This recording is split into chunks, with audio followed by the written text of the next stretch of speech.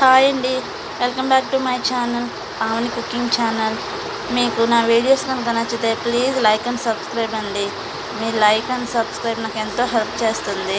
ఈ వీడియోలో మా హౌస్ కన్స్ట్రక్షన్ ఎంతవరకు వచ్చిందనేది మీకు చూపిస్తున్నాను, అలాగే అప్డేట్స్ కూడా ఇస్తాను.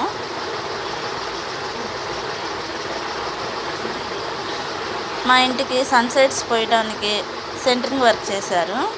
అదేనండి, ఆ మిడిల్ రూమ్లో మేము సన్సెట్స్ పోయిస్తున్నాము. ఎందుకంటే సామాన్ పెట్టుకోవడానికి చాలా సామాన్ ఉంది, ఆ సామాన్ పెట్టుకోవడానికి. అలాగే విండోస్ పైన లెంటిల్స్ పోయడానికి కూడా సెంటరింగ్ చేశారు. అదిగోండి కనపడుతుంది కదా, అదే విండోస్ పైన లెంటిల్స్ కోసం. ఇంకా విండోస్ పైన లెంటిల్స్ పోయటం ప్లస్ సన్సెట్స్ పోయటం ఇవన్నీ ఒక్క రోజులో అయిపోద్దండి. ఒక రోజులో అయిపోయిన తర్వాత ఇంకా 2-3 డేస్ గ్యాప్ ఉంచి ఇంటిని బాగా తడిపిన తర్వాత స్లాబ్ కోసం సెంటరింగ్ వర్క్ చేస్తారు. సెంటరింగ్ వర్క్ ఒక 2-3 డేస్ పడుతుంది. ఆ తర్వాత ఐరన్ రాడ్ బెండింగ్ వర్క్ చేస్తారు. ఐరన్ రాడ్ బెండింగ్కి 2-3 డేస్ పడుతుంది. ఇంకా టోటల్గా 1 వీక్లో slab పోస్తారనమాట.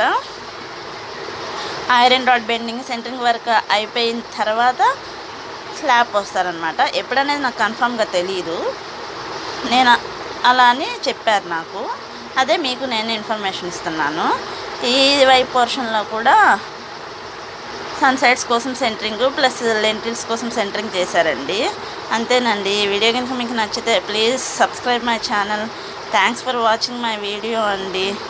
Thank you very much and bye. ఇంకా వీడియోస్ ముందు వీడియోలు ఇస్తాను.